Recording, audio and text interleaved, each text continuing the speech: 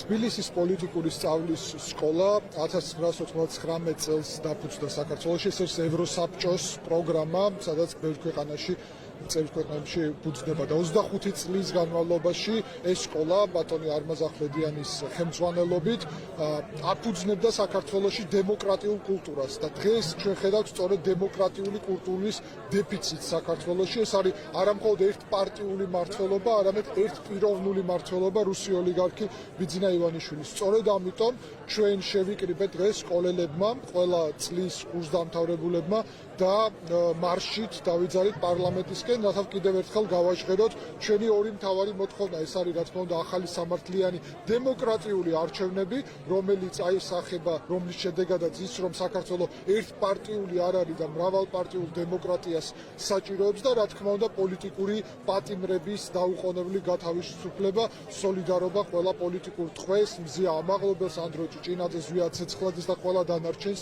რა თქმა უნდა.